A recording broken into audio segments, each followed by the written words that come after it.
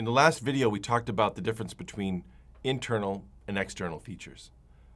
Let's ignore external or physical features for a moment and zoom in on the mind of a character. One powerful way to think about this is to ask yourself a question. What does this character want? It's important to understand what a character wants because it informs your story. If you don't really know what they start out wanting, it's hard to take them somewhere on a journey. And that's what stories are all about. When you pick a movie, any one of your favorite movies, you can actually probably kind of like skip to the part where the character says, I want to do this. I want to be champion, I want to be king. I want to be the greatest chef in the world. Characters get to have that goal and they will work every day, every second of the day in their story to make that happen. Wants drive a character to act. A character might want something and do everything to get it. Needs are the things we need to do or learn in order to grow or succeed in life. For example, a character might learn that they need to share what they desire in order to be fulfilled or happy. The distinction between what a character wants and what they need is important when you're building a character.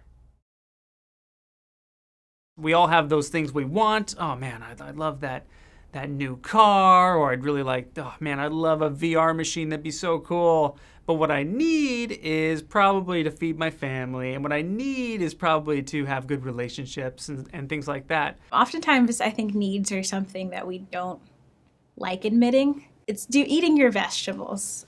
You want to just go for those sweets, the things that make life easier, but we have to sometimes do those things that we don't want to do. And in the end, it makes for a full course meal, if we're going with this food analogy. And I think in a character, it's important to have those needs, and even have those needs sometimes conflict with the wants, because it makes our characters stronger and makes them have to go through trials that turn them into a more well-rounded character. So Woody in Toy Story, for example, he wants to be Andy's favorite toy and stay that way. And he needs to learn to share his friendship and to not have to always be the best.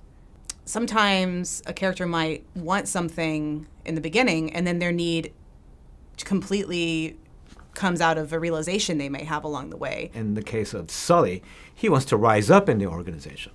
It's just like everyone wants to be. You want to be promoted to be the top in your profession. Internally, though, we throw a monkey wrench in his plans in the form of Boo, something that he doesn't want to take care of.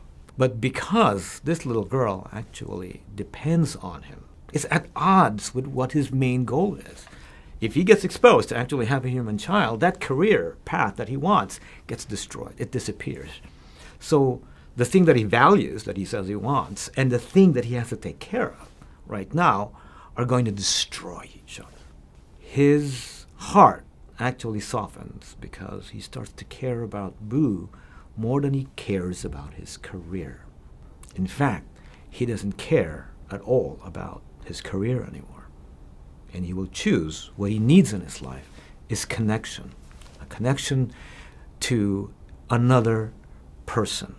He wants Boo in his life.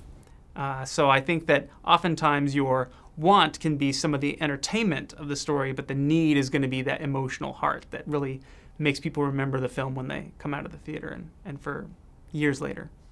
In the next exercise, you'll have a chance to think a little more about the wants and needs of some characters you know, as well as ones you want to create.